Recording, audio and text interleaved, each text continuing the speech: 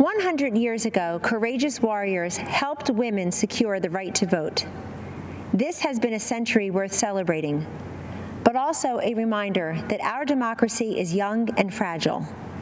A woman in a leadership role can still seem novel. Not so for President Trump. For decades, he has elevated women to senior positions in business and in government. He confides in and consults us, respects our opinions, and insists that we are on equal footing with the men. President Trump helped me shatter a barrier in the world of politics by empowering me to manage his campaign to its successful conclusion. With the help of millions of Americans, our team defied the critics, the naysayers, the conventional wisdom, and we won. For many of us, women's empowerment is not a slogan. It comes not from strangers on social media or sanitized language in a corporate handbook. It comes from the everyday heroes who nurture us, who shape us, and who believe in us. I was raised in a household of all women. They were self-reliant and resilient. Their lives were not easy, but they never complained. Money was tight, but we had an abundance of what mattered most: family, faith, and freedom. I learned that in America, limited means does not make for limited dreams. The promise of America belongs to us all.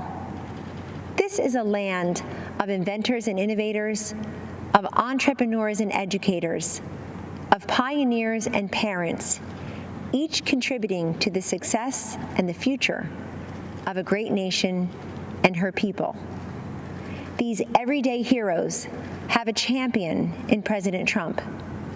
The teacher who took extra time to help students adjust to months of virtual learning.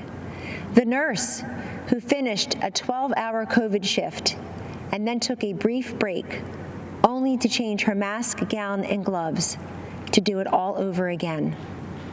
The small business owner striving to reopen after the lockdown was lifted, and then again after her store was vandalized and looted. The single mom with 2 kids, 2 jobs, 2 commutes, who 10 years after that empty promise finally has health insurance. President Trump and Vice President Pence have lifted Americans, provided them with dignity, opportunity, and results. I have seen firsthand many times the president comforting and encouraging a child who has lost a parent who has lost a child, a worker who lost his job, an adolescent who lost her way to drugs. Don't lose hope, he has told them, assuring them that they are not alone and that they matter. There always will be people who have far more than us. Our responsibility is to focus on those who have far less than us. President Trump has done precisely that in taking unprecedented action to combat this nation's drug crisis. He told me, "This is so important, Kellyanne. So many lives have been ruined by addiction and will never even know it because people are ashamed to reach out for help, and they're not even sure who to turn to in their toughest hour." Rather than look the other way, President Trump stared directly at this drug crisis next door, and through landmark bipartisan legislation has helped secure historic investments in surveillance, interdiction, education, prevention, treatment, and recovery. We have a long way to go, but the political inertia that costs lives and the silence and the stigma that prevents people in need from coming forward is melting away. This is the man I know and the president we need for 4 more years.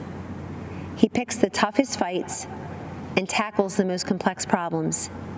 He has stood by me, and he will stand up for you.